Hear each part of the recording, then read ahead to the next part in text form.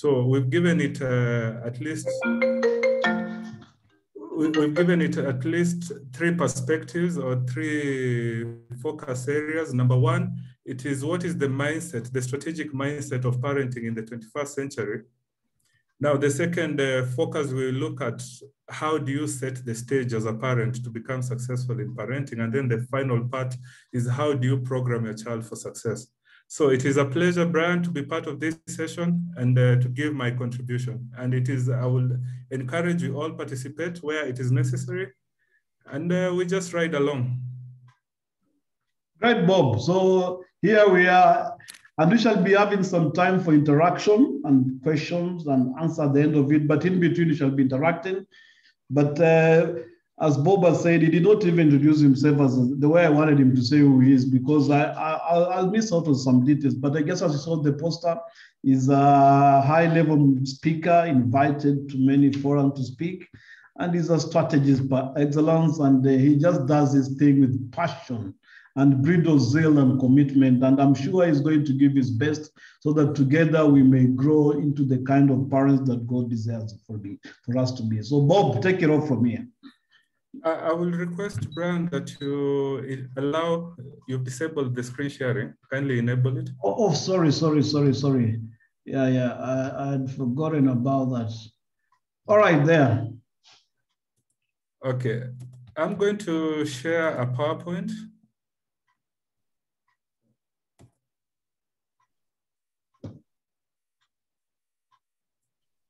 I hope it is visible to everyone. Brian, from your end, you can confirm? Yes, I can confirm from my end it's visible. Okay, these are the sections, as I said. Number one, we'll focus on how do you parent like a master strategist. As Brian introduced me, I'm a strategic management consultant. I give high-level strategy to corporates, and I'm also a life strategist. At the second section, we will focus on the setting stage. How do you prepare yourself to succeed and thrive as a parent in the 21st century?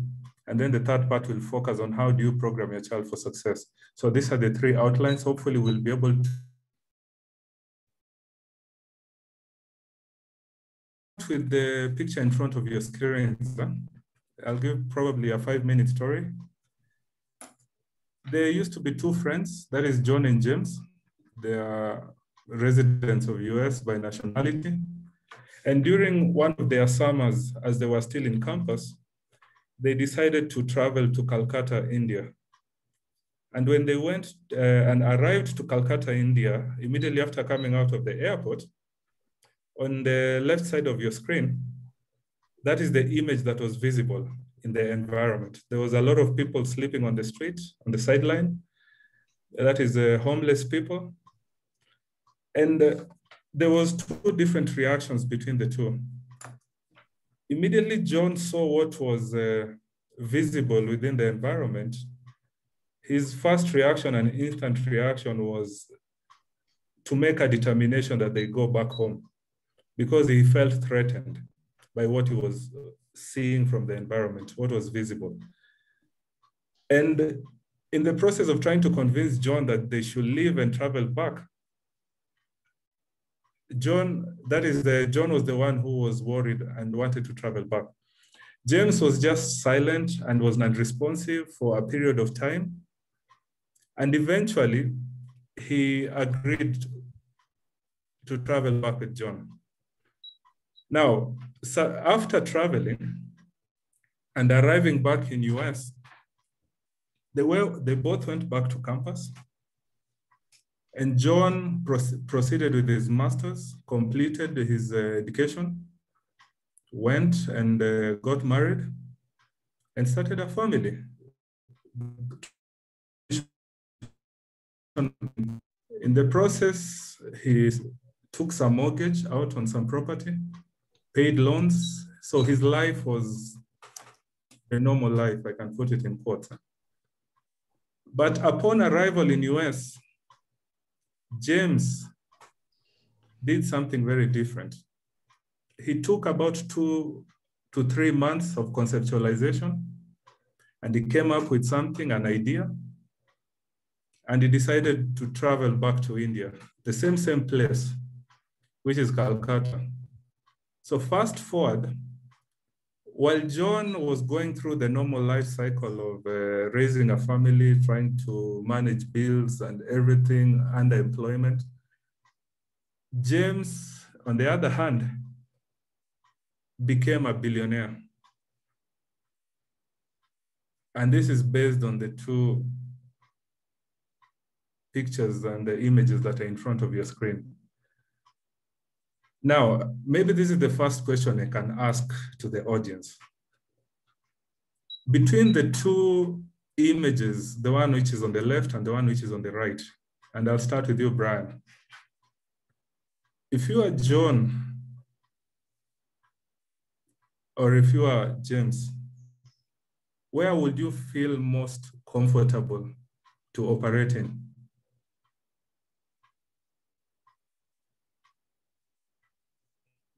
I'll feel comfortable to operate in the city, man, where there's a lot of life and everything's okay, man.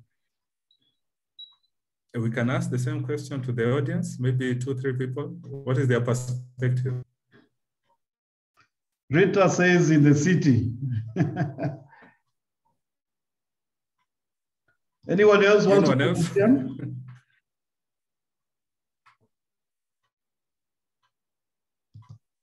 Raise your hand and just volunteer. Just feel free. Definitely city from Bula. She says definitely in the city. Yes, we can use the chat to communicate. She says definitely in the city, Bob. I mean, it's more like a rhetoric question. Okay, now I will ask the second question. So the first one, our immediate reaction, we will all want to operate in the city. Now the second question, how did James become a billionaire? Okay, someone to answer that. How did James become a billionaire? Geoffrey Maweje, the answer lies in front of what is in your screen. Aha, the answer is right there. This is a big hint. How do you? No. The speaker is not working. Please check your phone. The speaker is working. We can hear you, Bernice. All right, who wants to answer that? How did he become a billionaire? And you have been told the answer is right in front of your screen. No. I work. Not there. Geoffrey said, Bernice, we can hear you. I'll give you a hint. He went into the manufacturing business. They said he went into manufacturing business. Johnny says he tried to solve the problem he encountered to help the homeless. Okay. Benjamin says hotels, I think. Mpiri says he took a different path from most people. He saw an opportunity after the visit to India. Rita says by helping the people in the first picture, providing jobs for the homeless. Yes. Oleta says strategy. It is actually very specific. I agree with strategy, definitely, but it's very specific. Just by observing the two images, what are you seeing that can be manufactured?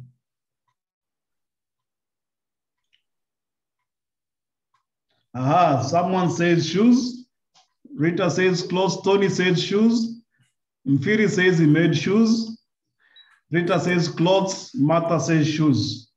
Okay, the ones who said shoes, that's the answer. Right.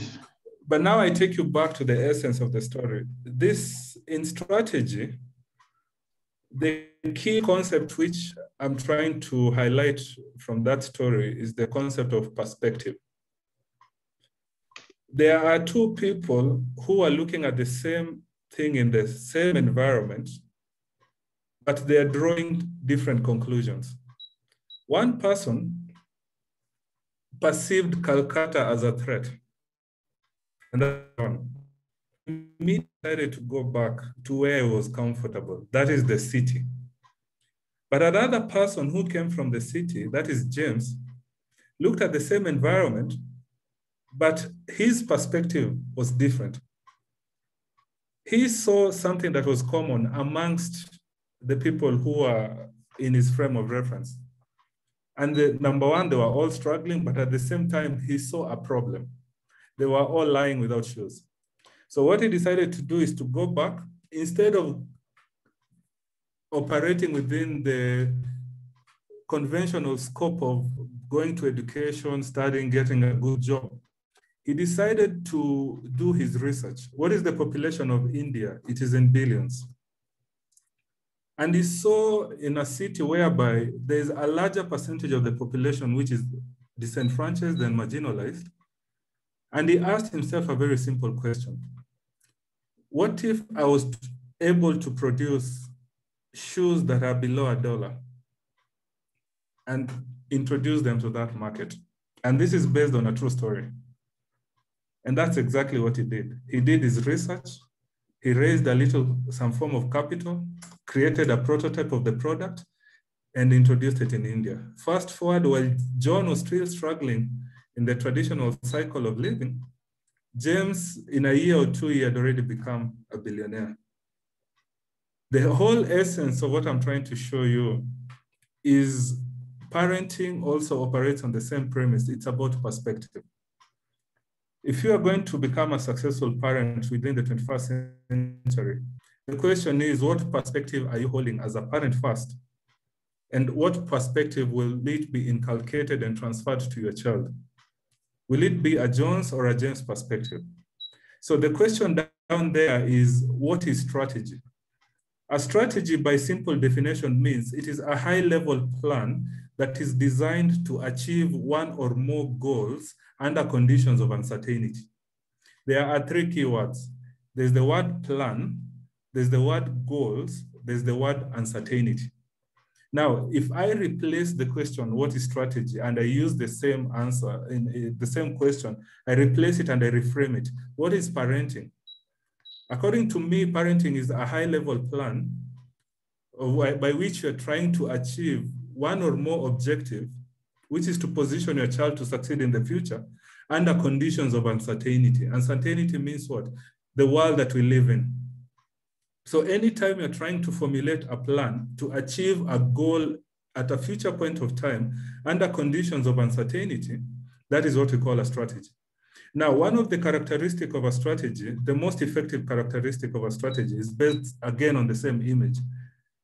A powerful strategy will always be influenced by the environment in which we use the word a system is operating in. A powerful strategy is one which is influenced and emanating from the environment by which a system is operating in. But the success of that strategy depends on the word which I've already introduced, perception. Now, in this context, we call it multifacetedness. In other words, many faces. What does that mean? What shape and character an environment assumes depends on the perception of the observer. So the shape and the character which Calcutta as a city assumed depended on the perception of John and the perception of James. According to John, that shape was a threat. This is a filthy city. I'm from the US. There's probability I might even get sick. I need to go back to the city where I'm comfortable. Now, according to James, the shape and character which Calcutta assumed, in his perception, it was an opportunity.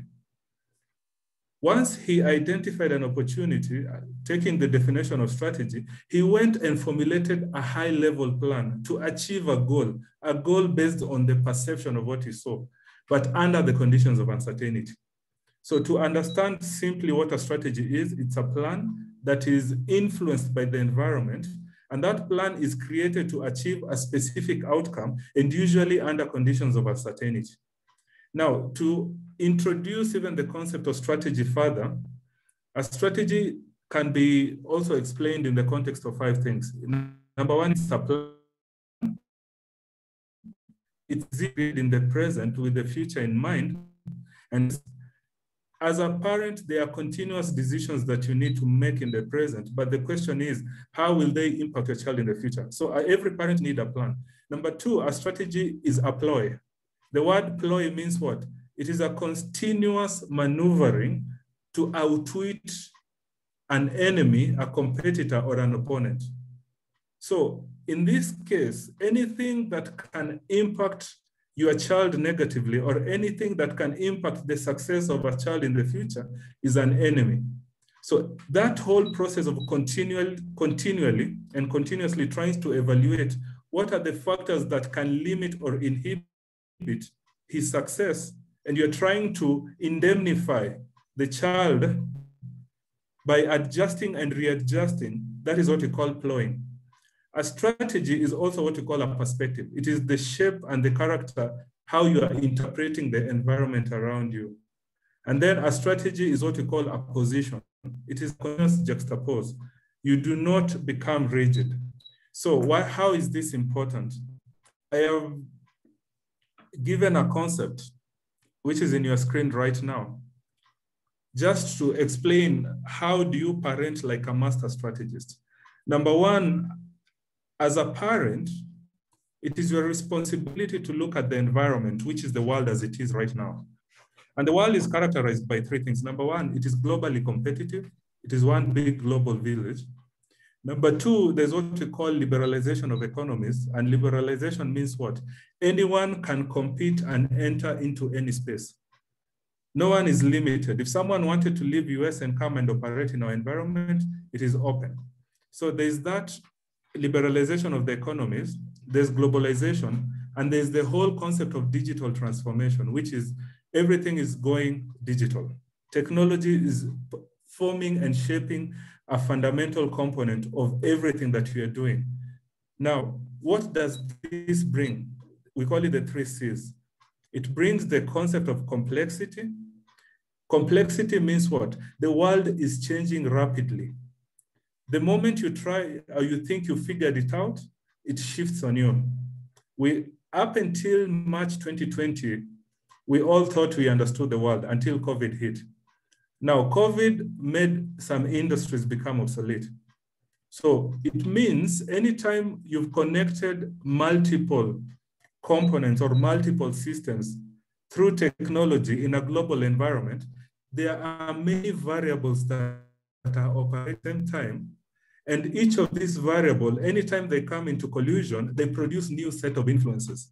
And this new set of influences, they continue to improve and adapt. So at where we are right now, we cannot be successful in trying to convince ourselves that we figured how the world is. A simple example is even the COVID virus itself. You've seen the number of variants that are coming out because it is the job of a virus to mutate and adapt. Anytime there's some form of remedy in terms of medicine, the virus needs to adapt. So the world is operating almost in the same context.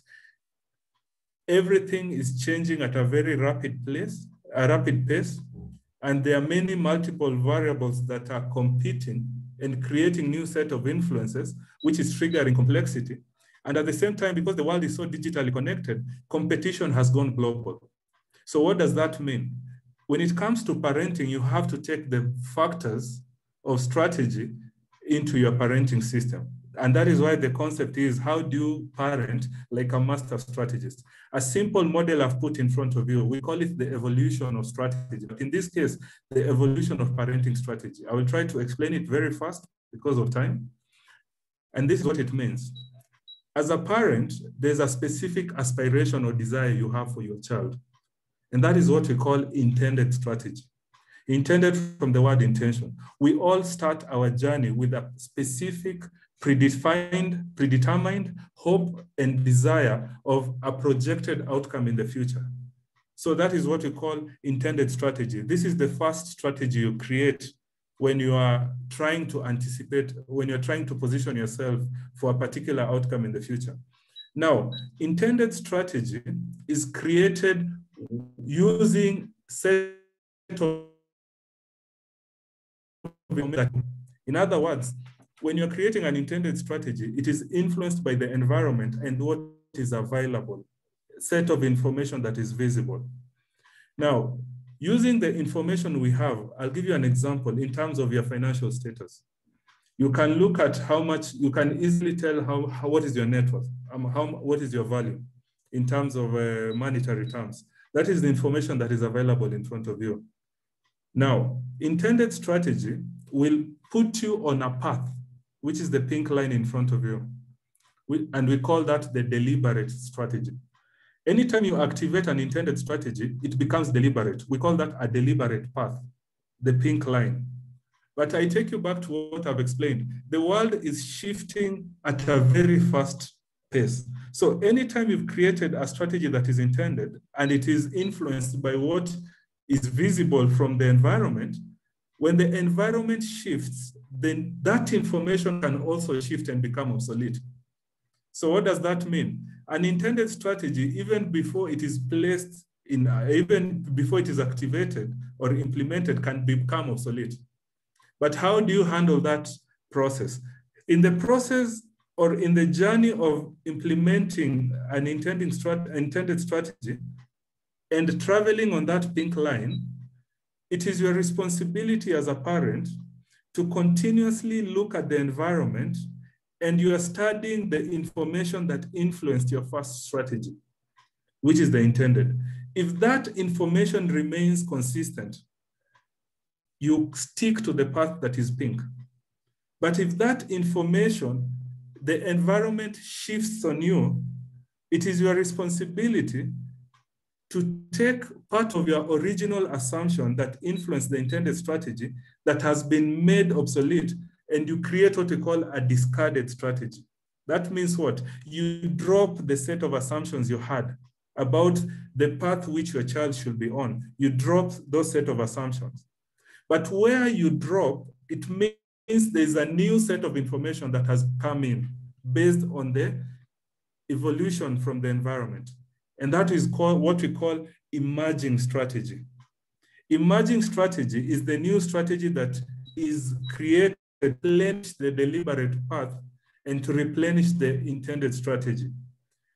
Now, this we call strategic rejuvenation. And that's why I told you, how do you build the mindset of a strategist when it comes to parenting? All parents have a set of predefined desire, goal, outcome for their children. And that is what we call a deliberate path or an intended strategy. But that outcome is based on information that is available to you. But you see, that information can become obsolete because it's predominantly influenced by what is happening in the environment. I'll give you a very example. A parent can define the path of their children based on their, for example, employment stability. Let's say if it is a parent who has a contract, that is pre-COVID, before COVID. And let's say the parent was making about £1 million shillings. And they've decided, you know what, I'm going to put my child, for example, in an international school. And this decision is based on information that is available in the environment, which is what? I am employed in a good position and I have a contract. Now the environment shifts, COVID comes, and the stability and security of tenure is no longer there. So what do you do as a parent? You need to discard part of the original thinking based on the new set of information. Now, when you discard, you will now take new decisions based on the new set of information that has come in. So that process of discarding and emerging so that you rejuvenate your intended path, we call that process strategic evolution. Now, the final strategy that will get someone where they hoped to arrive, we call that a realized strategy. We call that a realized strategy. It's missing there. Where the person is standing with the black suit, we call that a realized strategy. So what am I trying to tell you? The intended strategy will never get you to the outcome as it is. Part of it will have to be discarded, but where it is discarded, it will have to be replaced by emergent. But at the same time, it's your job to continuously rejuvenate the deliberate path. But so the final strategy that will get you to the outcome, we call it a real. In the process of discarding and emerging strategy, there's something there called a serendipity strategy. A serendipity strategy is one that the word itself means it is an accidental strategy. This is a strategy that was not foreseeable from the beginning. It was never thought of. It was never forecasted or anticipated. but it is something that showed itself along the way as you are trying to rejuvenate your deliberate path.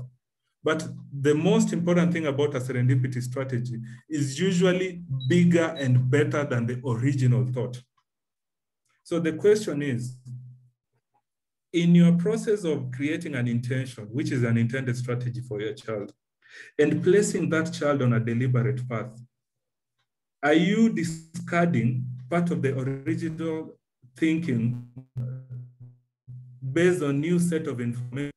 Are you introducing, which is emergent, new set of strategic influence on the deliberate path based on new thinking? And in the process, are you trying to identify what could be the serendipity? Now, Brian, everything that I'm teaching here, there's usually a simple rule when I'm coaching, specifically when I'm mentoring young people. I tell them the only thing you need to do is find someone who has achieved the results that you wish to achieve, and then go ask him or her a very simple question. If you are to come back to my age, knowing what you know, taking everything that you know, and you come back to my age, what will you do differently? It is that kind of thinking that I've used to influence this presentation. I have placed myself in that position where, taking into context everything that I know right now about life and my experience, if I was to go back to 20 years or 19 years, and I'm lucky to have a nephew who is at that age, who I'm mentoring currently, and I am taking the same set of information here, my life as it is right now, it is not based on an intended path my parent had for me. It is not based on anything that was intended or originally planned for. I was in a university for 10 years abroad, and I never lost any year. I did about 3 master's degrees. I went for my doctoral, but I can tell you for a fact, my greatest level of success, including what I'm teaching you right now and what I do with my life, has no relationship with any path that was placed intentionally. But by luck, and I can't call it luck, by continuous implementation of what I know, by continuous exposing myself to knowledge, I was able to identify the serendipity strategy for myself. So what I advise everyone, and including my own nephew, I tell him, listen, as you are going to campus, understand whatever you're pursuing, which is the bachelor's or this course in human resource management, that is your intended strategy. But that intended strategy is based on a set of information that is influencing that path. But I want you to be deliberate in continuously evaluating the changes that are taking place in your environment and understanding where to drop that and where to introduce. But where you will arrive is not based on what is intended, but what will be realized. But in between, I want you to understand where your serendipity will lie. So this is, we will deliberate this but this is just one of the ways to think strategically as a parent. So serendipity strategy, I'll give you an example. A serendipity strategy is what we call an accidental happening. It is something that happens by accident. I'll use a very funny context to explain the concept of serendipity. There is a company that originally its deliberate intended strategy, they studied the environment and they realized in US there's a larger percentage of senior population, part of the senior population that was experiencing hypertension. Hypertension was a major problem. So they intentionally created an intended strategy of coming up with a drug that will cure hypertension. In the process of coming up with the prototype drug, they came up with the first model and they got cloud they are going to test the drug on. But in the process of testing the drug, a new set of information was coming along. Instead of the drug addressing the hypertension issue, there were a new set of reactions that were becoming visible. And the company was trying to figure out where they were going wrong. But you see, the new set of reaction that was being projected in the testing phase of the drug became even bigger in terms of a potential drug to address another challenge. And they discarded completely the original intention. And they created a new emergent strategy, which is what? To change the intention, instead of focusing on hypertension, whatever the drug reactions it was creating, they decided to package it for that particular purpose. The company is Pfizer. Now, the drug which we are talking about is Viagra. Viagra as a drug was not intentionally created based on what it does.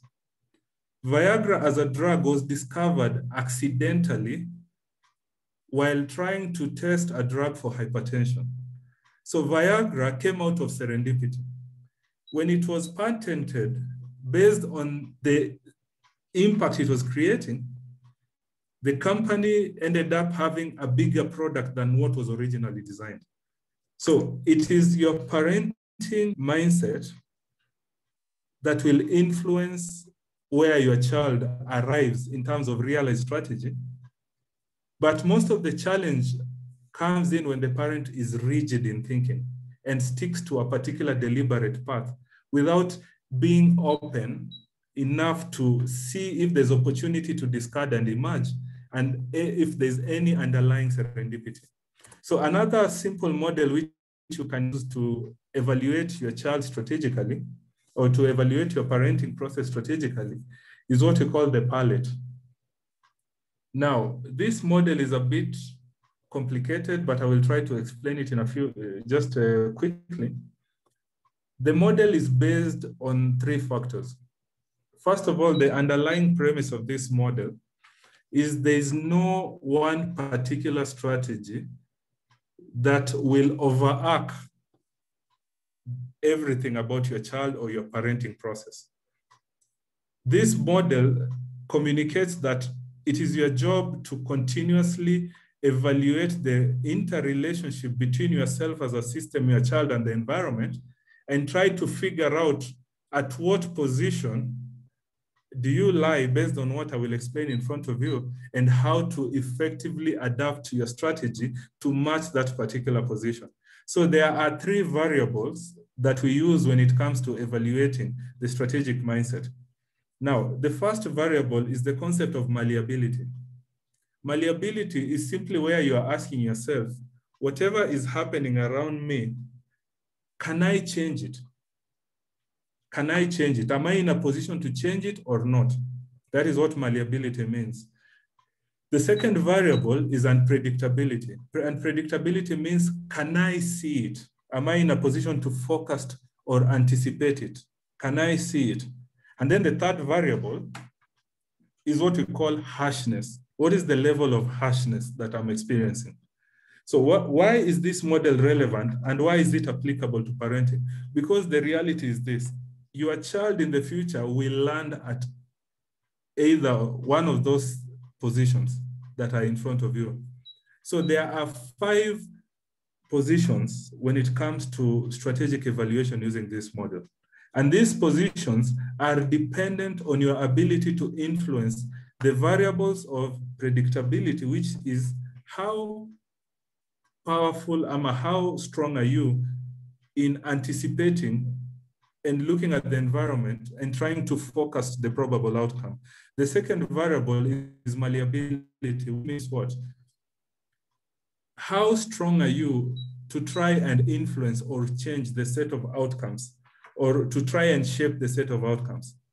Now, the 4 resulting outcomes which are at the front, the classical environment means it is a position where you can see, that is, it is predictable, the environment, at a certain point, you will not be able to change it. In other words, there is predictability, but there's lack of malleability. A classical environment is the combination of the 2, is you can see, but you cannot change it. Now, the second is adaptive environment, which means you can't see what is going to happen, and you cannot change it. So that is what we call the adaptive environment. The third environment is called shaping environment. A shaping environment means even if you cannot see it, you are in a stronger position to influence change. And then the last, which is the superior position, is what we call a visionary position. A visionary position is where you can both see what is going to happen, or you can anticipate with precision, and you can influence the outcome of what is going to happen. And then at the back further end completely, which is even off the actual environment, that's a totally different environment on its own. It's called the renewable environment. A renewable environment is one which the condition is very harsh. So now I'm asking yourself as parents, what is the best position for your child to be in the future? Now, right now, when the children are under your care, you can see what is happening with them. You can see what is happening because they are under your care. But we have to remember a time will come in the future where you will not be in a position to change what is happening to them. So in that position where as a parent, you can see what is happening, but you will not be able to change in the future what is happening to them, is called a classical environment. Now, if you fail to manage the classical environment well, the child can fall into the adaptive environment. And the adaptive environment means what? The child will find himself in a situation whereby they cannot see what is coming, and they will not be in a position to change what is happening. Now, if that is not mitigated, automatically failure to address the classical and the adaptive environment, failure to address the classical environment will relegate someone to the adaptive environment. And if the adaptive environment is not successfully mitigated, they will fall at the back, which is in the renewable environment.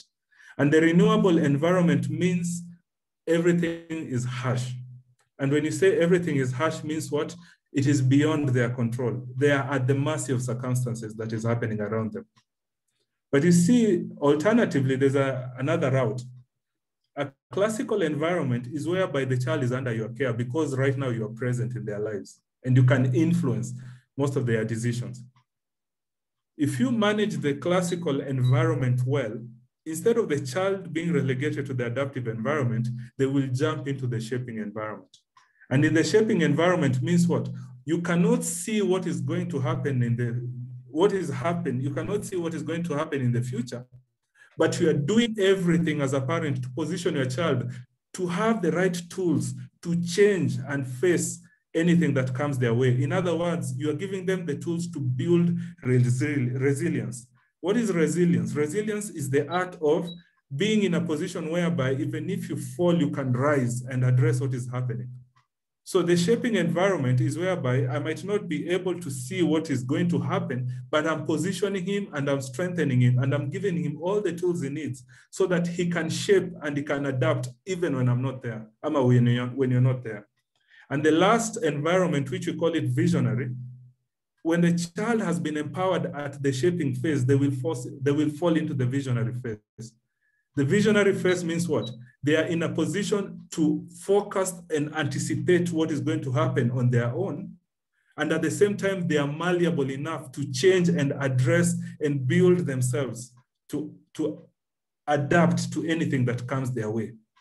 So the highest and the best position for your child to be in is a visionary. But for that to happen, they need to be empowered to start shaping. And to fall into the shaping environment depends on how you're managing the classical environment, which is under your care. So a classical environment is what we call stability. The environment is stable. In other words, when a child is under the care of the parent, the environment is stable because the parent is there predominantly. We don't live in a perfect world, but predominantly there is some form of stability. Now, an adaptive environment is one that is volatile, unpredictable, and rapidly changing. So where the only option is experimentation. What the only option someone is left with when in an adaptive environment is to react. There's no room for responding. There's a difference between responding and reacting. In a classical environment, you are in a position to help the child respond. But when they fall into an adaptive environment, they've lost the power of responding. Now they have to react. A shaping environment is one which is unpredictable, but the system, which is the child, has enough tools to start and orchestrate what is going to happen. They have the power to shape what is happening. And then a visionary environment is one which is open for disruption. It is open for innovation. So depending on the type of decisions you're making as a parent will determine where your child is falling in. So these are the fundamental rules. In a classical environment, the rule is this: go as big as you can. And by going big means what? Invest in empowering the child. Mentally, physically, psychologically, whatever form of investment to empower and position the child. There are different tactics, but you cannot exhaust in this session. We only have very limited time. So in a classical environment, the rule is this: go as big as you can. Now, if you fail to go big, the child will fall into an adaptive environment. Now, the adaptive environment is, the rule is be as fast as you can. And fast with an F-A-S-T, be fast. In other words, get out of that environment very fast. And then the shaping environment, be an orchestrator. Orchestrator means what? Try to create using collaborations. When you are shaping, in a shaping environment, the demand is you create something, but in the process of creating, look for what we call points of leveraging. Look at points of leveraging where you can. The word leveraging means what? It is adapting to extra energy so that you can exert a new force. When you're leveraging, you are using new energy or you're getting rejuvenated from a point of which is external. So, but it is maximizing your ability to produce more output. So in a shaping environment, the rule is this: collaborate. And the last part, which is visionary, is be fast, F-I-R-S-T. So in adaptive is be fast, F-A-S-T, but in a visionary environment, be fast. So the world right now as we are living depends on the decisions that we are taking will determine where you are. In a renewable environment, there's only one option. It's called be viable. By being viable means what? The resources are constrained, just try to be viable. And that is a very hopeless position. So this is just something you need to ask yourself as a parent: where is your child positioned? In the current trajectory of decision-making and strategies that you're making in their lives, based on your strategic perspective, where do you think they are positioned? Where do you think they will fall into the future? Remember, we create strategies so that we can take care of the future in the present. We don't create strategy. We create strategy so that we can try to bring the future in the present. So when you take this kind of modeling and you try to expound on it independently and let it influence your parenting style so that you are continuously evaluating, taking the other model I've taught you, you are on a deliberate path, but you are continuously discarding and emerging, trying to ensure that either if a serendipity occurs, well and good, but if it doesn't occur, you are rejuvenating your parenting strategy so that your child is falling on a shaping environment, eventually to fall in a visionary environment. So this is just strategic thinking that can influence. So if you look at the bottom bullet point, you have to be as big as you can in a classical environment. You have to be fast in an adaptive environment. You have to be fast in a visionary environment. You have to be the orchestrator in a shaping environment, but avoid all possible, in any possible way, avoid a child finding themselves in a situation they have to be viable. That's a very difficult space to be in.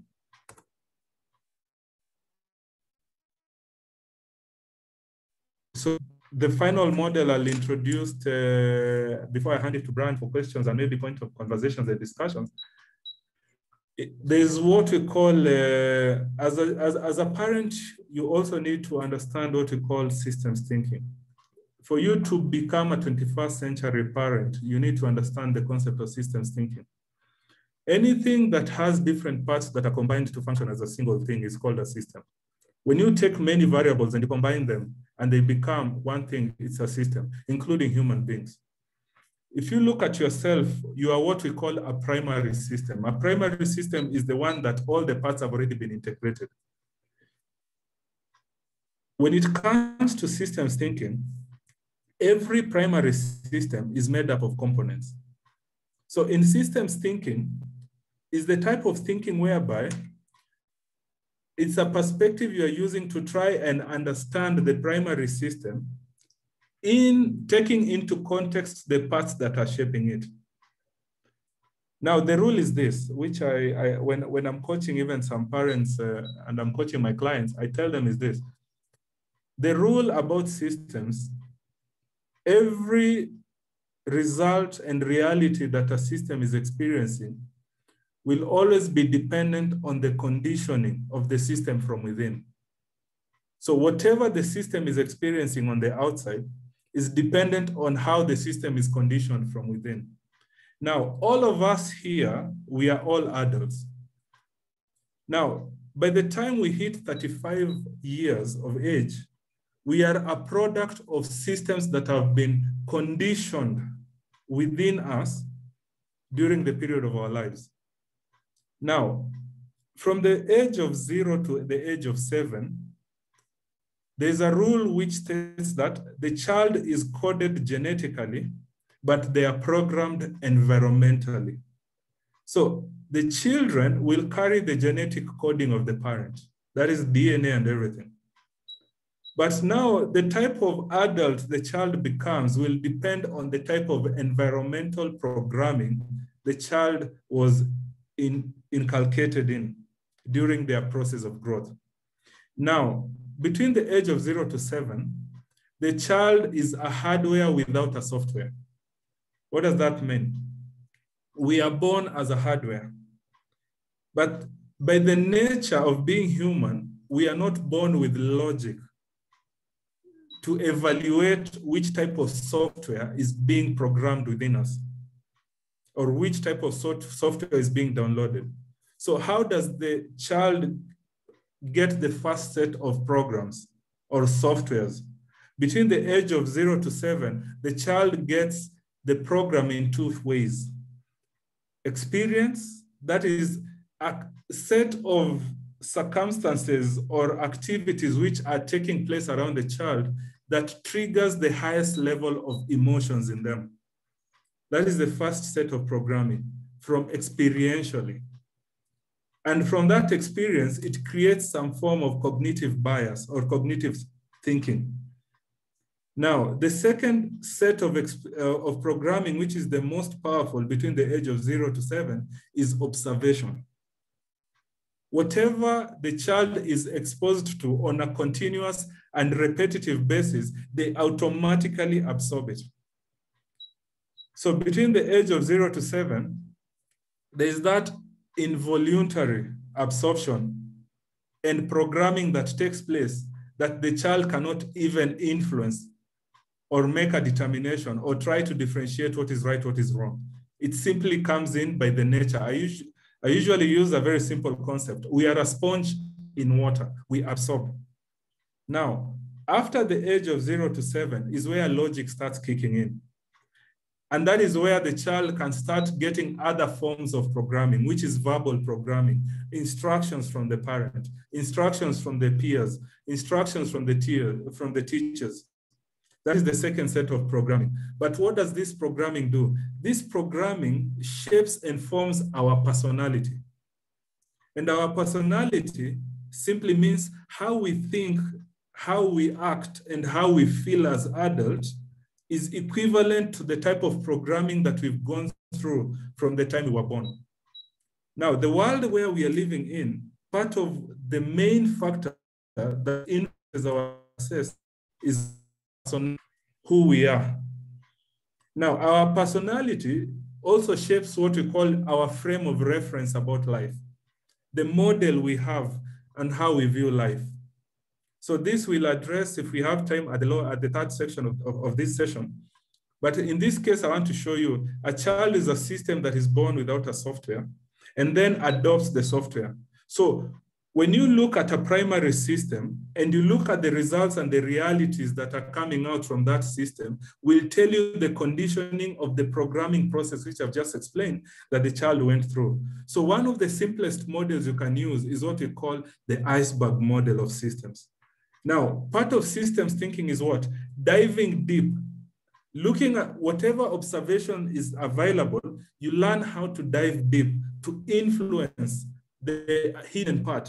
So in Iceberg model, we use the concept of the iceberg, which is 10% is visible at the top, but there's whatever is visible, there's a 90% that is lying below. So when you see an iceberg, the top is just the tip. But usually the equation is about the ratio of 10. That is 10% is at the top, 90% is underlying within. Now, your child is what we call the current system. And by the current system, that means what is visible in front of you. Your child is the current system. That is what is visible in front of you. Now, this current system, in the iceberg model, the part that is visible, we call it events. There are specific events that are happening. Every form of event that is happening with your child is visible to you. And that is the part of the iceberg that is outside at the top. But what you need to understand, when it comes to events, there are those that will disappear, but there are those that will maintain certain set of consistency. The events that maintain certain set of consistencies, they transform into what we call trends and patterns. So events and trends and patterns are usually visible. And that is part of the iceberg that is usually at the top. So when it comes to your child, that is the current system. If you look at the events that are happening around that child, but more importantly, you identify the ones that are maintaining consistency, that are forming patterns, will communicate to you as a parent what type of conditioning the child is having within. Now, when you talk about conditioning, conditioning means two things. It means the systems and structures that are within that child, and it means the mental models that the child is using as a frame of reference to influence their behavior. So behavior is outward. When events are happening and patterns are being exhibited, usually they come out in form of behavior. Now, the simple analogy is a printer. The type of printout that comes out will depend on the coding and the command that went in. So every behavior a child is exhibiting that forms part of their events, patterns, and trends on the outside are equivalent to the structures and the systems within the child and the mental models the child is having. So when you understand this concept of systems thinking, what does it mean? You can use the basis of what is visible in terms of events, patterns, and trends to anticipate, to understand the current system on your screen, but using what is observable with the current system, you can anticipate what system is emerging in the future. Emerging system is the one that will be in the future. So using simple tool like systems thinking to understand what just happened, that is the event, and which events are maintaining consistency and happening over a period of time, that is the pattern. Every event and pattern has a specific structure that is holding it in place. And that structure is influenced by a particular mental model. So if you want to impact the outer, which is the without, you have to dive. So parenting for the future is building your skill in systems thinking. That is one of the most powerful skills. even at a personal level. The type of results I'm producing at an individual, the type of experience and reality I'm having in my life is dependent on the conditioning of the system. Now, the danger is this. As we grow older, remember the 0 to 7 years, there are certain set of programming and softwares that went within, even when we didn't have any option or ability to influence them, that form who we are as an adult. It could be an experience that was very traumatic, or it could be any set of experience that was supported by high-level emotion. I am sure all of us can agree to this. There are things that happened to us when we were young. It could be even being beaten when we were in school. But that thing infuriated, it made you angry as an example. Or that thing was supported by a high-level emotion that to date, when you get a trigger that reminds you, you almost like feel that experience. It's a deja vu moment. The experience is replaying itself. The simple reason is, anytime a system has information, and that information is supported by a powerful feeling, it creates what we call memory. So information that is supported by a feeling, it becomes memory. Anytime a memory is created, it moves from the logic mind and shifts, and it becomes part of our mental models. So as parents, you have to be careful what type of information is going to your child and what feelings are emanating that are supporting that information. Are they empowering or are they disruptive? But systems thinking generally, in just simplicity, is a way on how to break the primary system into parts and trying to understand the results, that is the events, the patterns and the trends that are being emanated, what state of conditioning is influencing them, instead of in the sense of structures and mental models. If whatever is visible is not satisfactory, if you go after what is visible, it's like painting over an ice cube. You dive deep, and deep. There are techniques. When you are doing the full program, there are techniques on how you study the structures and how you shape the structures and the models. So when it comes to events, react to them. When it comes to patterns, anticipate them. When it comes to structures, design them. And when it comes to mental models, frame them. Be part of the framing process. We cannot exhaust this in this session. So I think, Brian, I'll hand it back to you. I don't know if you have time. Any questions or anything up to there? Hey, Bob. I didn't see you taking a sip of water. I was taking several here and the information was just flowing and being absorbed like a sponge. I have 3 questions, but I'm sure there must be some reaction from the people here if they have any questions. Bula is asking, is the programming between age 0 to 7 years reversible? What you need to understand, any form of programming that we have is created by repetition. And for that programming to be reversed, it has to be done again through a repetitive process.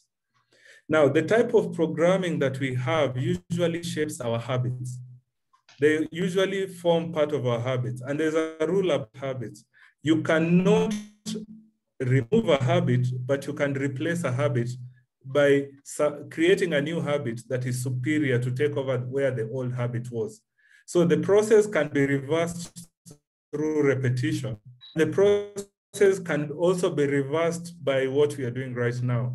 When you develop clarity, when you start getting information of the set of what happens for us to get that programming in the first place, when you start doing some of these courses and exposing yourself to some of this information, so it can be reversed. I personally have reversed a lot of the things that I felt were inhibiting myself from going forward. All right, Matambula, I hope that is satisfactory. Any other question from anybody else? I'm sure you must be having questions, or maybe any comment? Yes, it is. Thanks, Martha.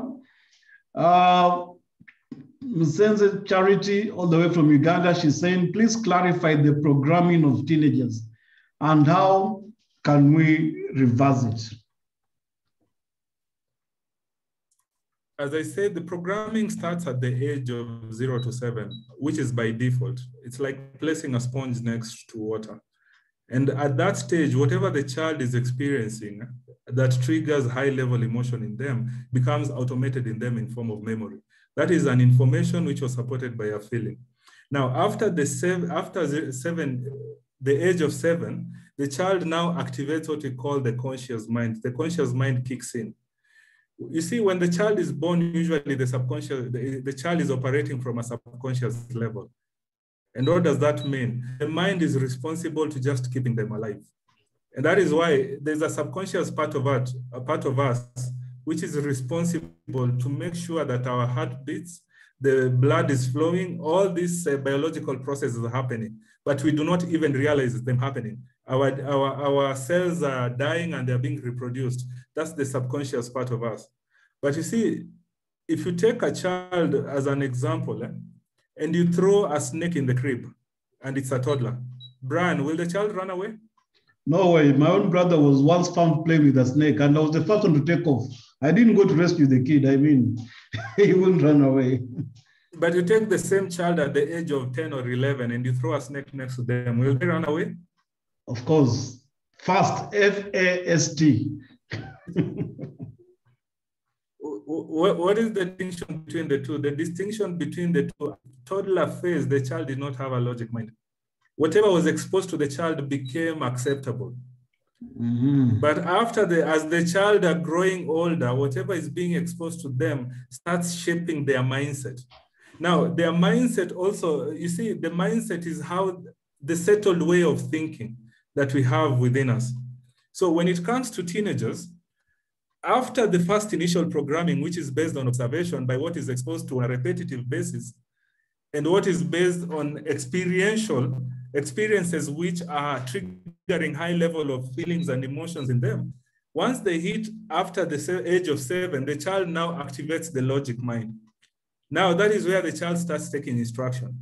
Instead of, for example, using diapers, they can now start getting potty trained and all that. That is when the logic mind kicks in. Now, at that stage, it becomes one of the ways a child gets programmed at a teenage level is direct instruction. That is verbal programming. There's what we call verbal programming, there's visual programming. So these are the set of instructions that are coming to the child directly, whatever they are being experienced to. Also, there's people who are in a position of authority. That is the parent, the children, the parent and the teacher, or anyone who is in a position of authority to the child. Whatever is communicated verbally, it starts shaping their perspective and their mindset. Now, another way the child gets programmed at a teenage level is by environment in terms of their peers. The set of peers who are exposed to around them. Remember, the whole process of programming depends on repetition. I asked you a simple question, Brian. I think the last time we were together, I asked, why do they call it a television program? You told me it's called that because it's programmed to run that way.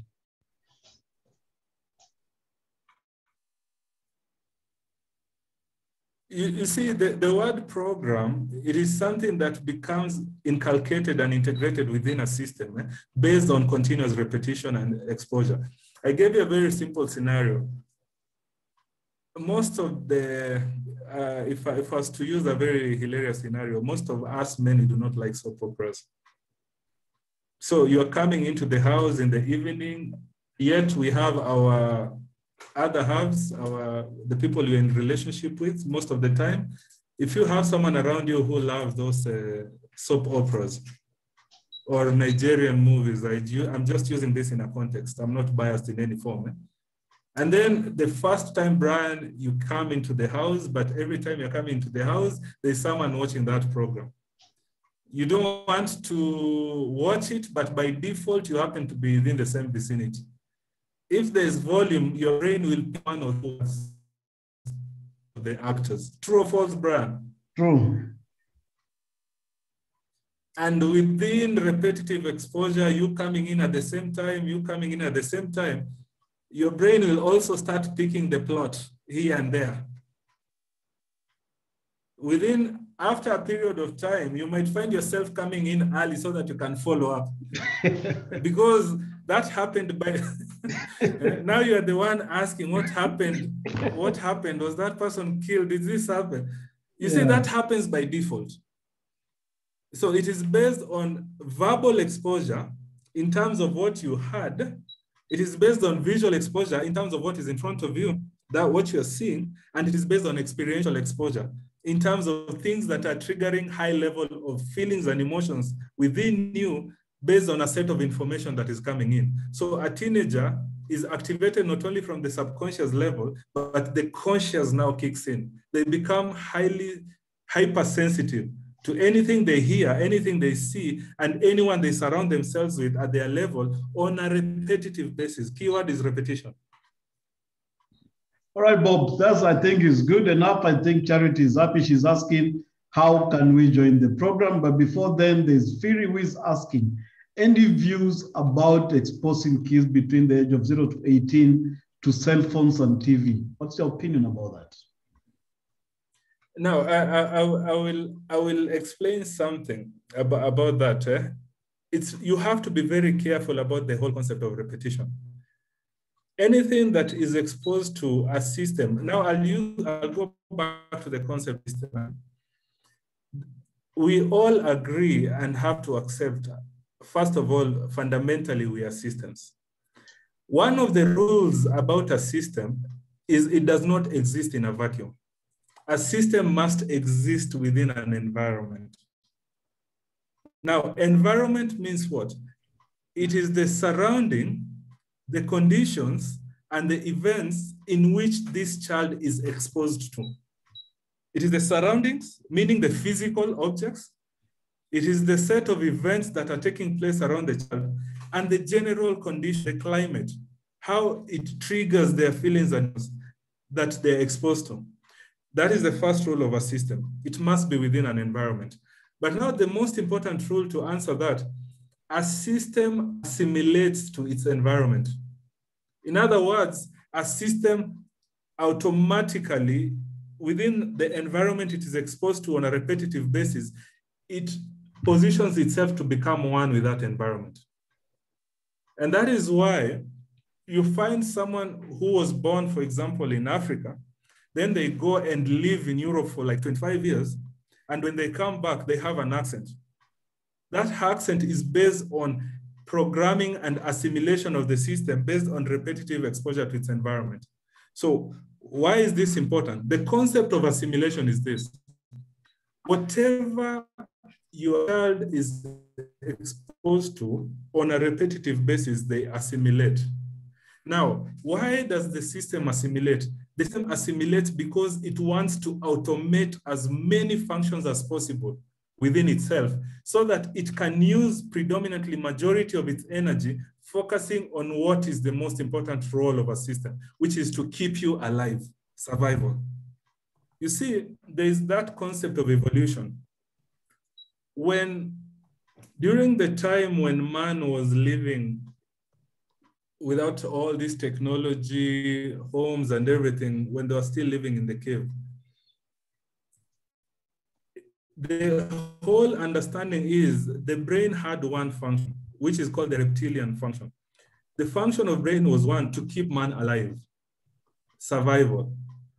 Now, because of that constant exposure to animals around and danger from everywhere, the responsibility of the system was to look at how it can keep the child alive, or the person or the system alive.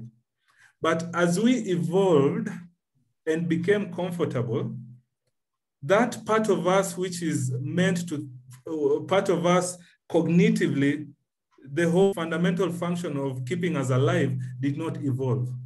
So how does that impact us? The brain wants to automate all the non-essential part of us that is energy just keeping us alive. So what is the danger in that? anything that is exposed to us on a repetitive basis, the brain automatically seeks ways on how to automate it. Now, how does it automate it? It automates it by forming habits within us. Now, how do this habit impact us in the future? You need to understand, by definition, a habit is when the body has learned how to do something better than the mind. It is when something has been automated in you in a way that the body understands how to do it better than the mind. So what happens when it comes to habits? The environment in which the system is operating in creates a trigger. That is an event. Now, the system has to respond. That is the second phase. The system has to respond to that trigger. And then the third part of that process, there'll be an outcome. So there's a trigger, there's a response, and there's an outcome. When this loop is closed, we call that the habit loop. So why do we have habits as human beings? We have habits because the brain wants to automate some of the things we do repetitively so that it can focus its energy on keeping you alive. But now these habits, where do they start? They start from an event. And then the choices we make in responding to that event, and then the outcome. So event, that is, there's the trigger, which is the event, the choice katikati, and then the outcome. So when you close that, you have a loop. I want to show you something. Anytime an event happens, if an event happens for the first time, the brain does not have an automated response within you. So the brain will come to you and ask you, how should we respond to this? So within that process, you have the power of choice. So you're going to make a choice. When you make a choice, there will be an outcome. So anytime you assign a choice to a new event, the outcome is enhanced after. There's an outcome that emanates. That is called the habit loop. So what happens? The moment you assign a choice, when that event comes the next time, in other words, the trigger comes the next time, the brain will not come and ask you, what should we do? It will ask you, should we do like what we did the last time? And at that stage, you still have the power of choice. But when this loop becomes repeated and repeated and repeated over a period of time, we lose the power of choice. So how do we lose the power of choice? Because the brain has understood, has picked on the repetition, and it has taken that and has automated that as a process within you, and it gets stored in your brain as what we call chunks. Chunks means what? It is a file that has been created in a cabinet in your brain on how to respond to a particular event or trigger as and when it shows up from the environment.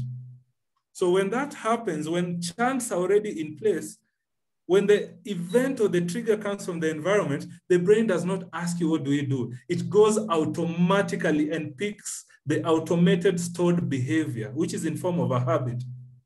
And it produces, it acts on that particular chunk. Whether the outcome is beneficial to you or limited, it does not discriminate. So the question is, when you are looking at the habits, the one most important thing you can do as a parent right now is to start shaping the type of habits your child has. Because these habits will be automated within them. By the time they become an adult, they are subconscious. And what does that mean? There are habits we pick as we are growing up that comes and that becomes the biggest limiting factors when we are adults. So for you to parent in the 21st century, it is even more difficult because there is exposure to information by the whole essence of technology. So if a child picks a habit of social media, and that habit repeats itself for the next 10 years, by the time that child becomes 30 years of age, he has a monster within him that is made. And that monster came in by 10 to 15 years of programming. And I told you anything that came out of repetition, it can only go out through what? Repetition. So how does the habit of social media influence the child? Number one, it becomes limitive in this context. It will kill his sense of discipline. It will kill his sense of work ethic. It will kill his sense of commitment in terms of goal setting. So automatically there are other positive habits that will be limited within that particular system because they were not inculcated. You cannot have both positive and negative addressing at the same time. So what do you need to do as a parent? It is very simple. If you go right now and you do a very simple search and you look at a simple statement, what are the habits of the highly successful people? I'll tell you for a fact, number one, you will see they wake up early. Just go and try it. Or just click what are the successful habits of billionaires. Even right now, as we are having this session, you will see there's a consistency. Number one, they wake up early. Number two, they all read. Number three, they program and align their brain. They declutter. What does that mean? Most of them, they meditate in the morning. Number four, they all journal. They journal their ideas. They journal their life. They put it on a piece of paper. Number five, they all are goal-oriented. In other words, they will prioritize themselves on a particular set of outcomes they desire. It is consistent. So if you understand as a parent that you're having a young child and you're having this set of habits that the child can model after, that have guaranteed someone else success, why wouldn't you want to inculcate them at this age? And by inculcating them is repetitive. So I'll give you a very simple example. It is not, they are not inculcated authoritatively by verbal.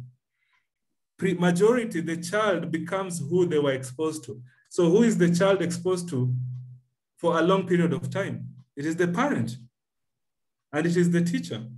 But the parent has a very big role to play in influencing the child. I'll give you an example. There is John Maxwell. And if you've researched on his life, there is something he said which is very critical. He said, what made him who he is today? It is the fact that he had parents who paid him to read a book every week and teach them. These are parents who created an allowance. And he said the one book that influenced his mind is As a Man Thinketh. And he read that book when he was very young. And he said that book shaped his perspective of life to date. You see how it was done. Parents created a reward and incentive system. They took a particular habit they want to inculcate in the child, but they aligned it to something the child is emotionally triggered with. So in this case, he was triggered with making money in form of entrepreneurship, being entrepreneurial at an early age. So the parents telling him, listen, if you can read a book every week, and this book is able to explain to us some of the concepts, this is your allowance. In other words, they've created a reward system. And he said that is what shaped him, who he became today. Bob. So habits play a very, yes. No, just continue, finish up on that. I want to say something. I like what you're saying. Yes. Just finish up on that. Yes, habits cannot be imposed. Remember what I told you. Information plus emotion creates memory. So information, in other words, when you want to inculcate habit, you are looking at how do you incentivize that habit to be part of the process. And habit is created through a process, not in form of another. Through a process means what? As a parent to play a role because the child is learning experientially and modeling after the parent. Mm-hmm. So if you want the child to become a reader, are you a reader yourself? Or You create, for example, an extra 1 hour to sit in the study, all electronics off, and go over something, whatever it is. It doesn't have to be a technical book. But you see, by repetition, the child from observation, they start getting by default inculcated in the habit of reading. So from the most influential part, the most effective way on how a parent can influence a child's habit is experientially by them performing the same set of acts that will influence from observation. Yes, Brian. Bob, I must admit that is very incisive. I mean, you've barely scratched the surface based on what the outline you had for this day, but I see time is well spent and we don't want to keep our parents here very late. But I appreciate their patience. They've been here. There's clearly a desire to learn more. And I'm glad, Bob, when we talked the day, that 2 weeks ago, when we said, let's start these programs, let's see how far it can go. Let's create a community of people we can work together through many things of life. I know you haven't even touched on my pet subject since you taught me that word, metacognition, which you are supposed to talk about today. I don't know who knows what metacognition is here. Bob, when I sit with Bob, I come home and overload my wife with a lot of information. He told me metacognition is a science of thinking about what you're thinking.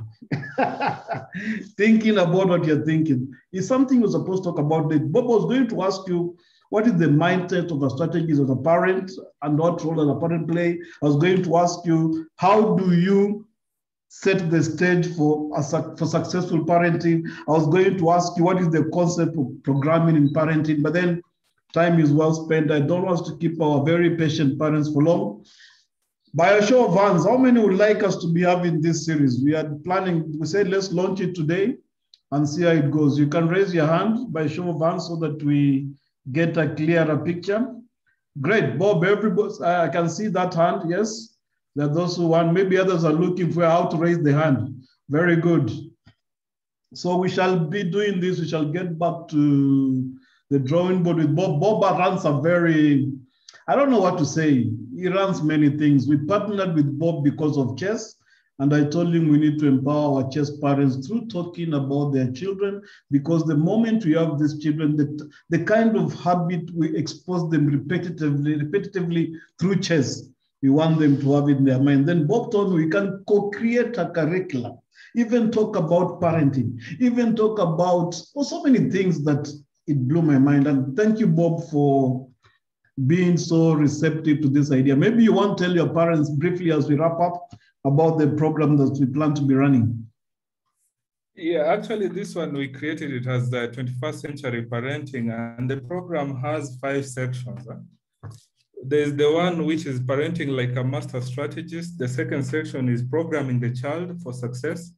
The third one is activating the leader within, that is helping the child to activate the leader within. And then the fourth section, which is productivity and performance management in a child. And the final section, which is, we call it learning for the future.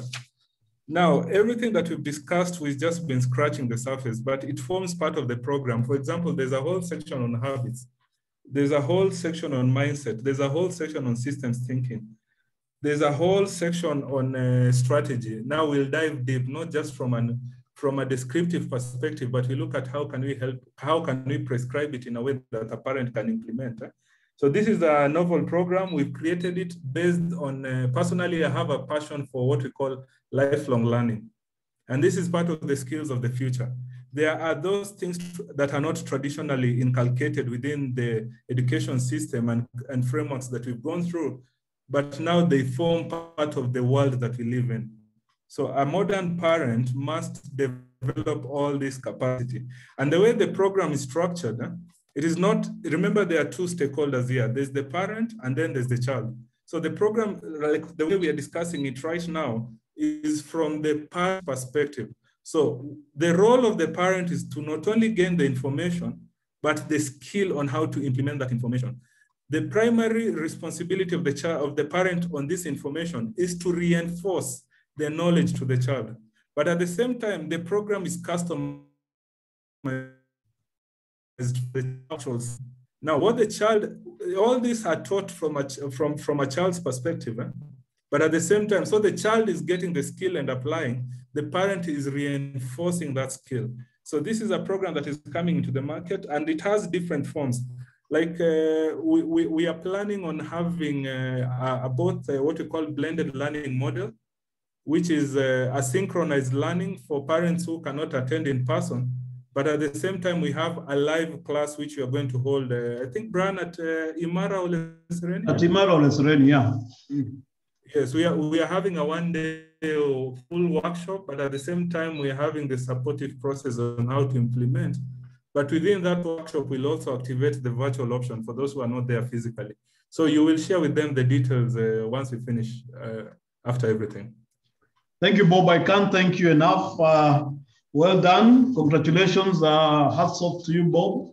And let's do this, man, for the sake of all of us. As we said, we are partnering through chess, and this has been indeed a pleasant experience. I'm sure as you go to sleep, we have some thoughts within us. We ignited some things that need to change. Bula said clearly she needs to reprogram herself, and I'm sure most of us will think of what to do next. Thank you very much.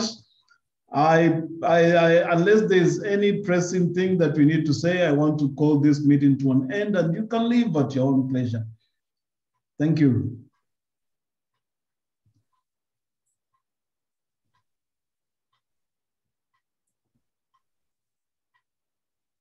All right. Thank you, Sophie. Sophie, I'll pick up with you on something. I told you we're doing this. So, Sophie, I'll look for you. Anna, thank you all the way from TZ. Thank you, Anna. It's a pleasure having you around.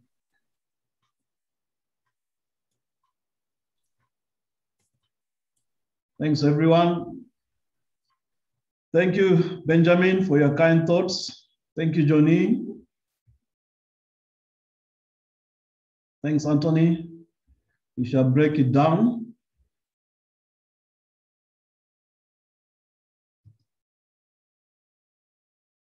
All right, as the others leave, I'll remain with Johnny and Bob, I think. Well, Johnny has left already. Thank you. Holland, thank you very much. Carol Tuma, thank you very much for being in attendance, and we shall do more. Thanks, Coletta. Thank you. We shall be collaborating on this with you also. Well done. Thank you for just staying here. Just a quick one. Yep. Yes, Frida. Is it possible for us to have another session? Oh yeah, we gather more information. Yes, we shall do that. We shall communicate. You have now become part of our community, so we shall communicate that effectively. Maybe you can drop your email address there, but we'll get to you. Whichever way I know we'll get to you. Okay. Thank you. Good night. Good night, Frida. Sophie, yes, Sophie, stay around kidogo. Sophie is saying, Brian should come to my school. Bob should come to my school. Not me. You have changed. Oh, Brian, I thought you said Brian and Bob. Okay. We shall plan to come to your school. Sophie has left. What about us from Uganda? Uganda can come to Kenya. Charity. Sophie is here. Sophie is still here. Sophie, don't go. Don't go. Charity will pick up with you. Don't worry about that, okay? You'll be taken care of.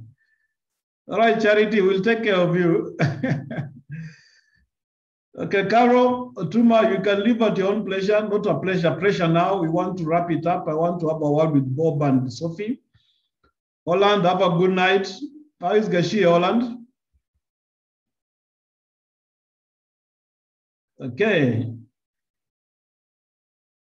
All right. As they leave, I'll stop the recording.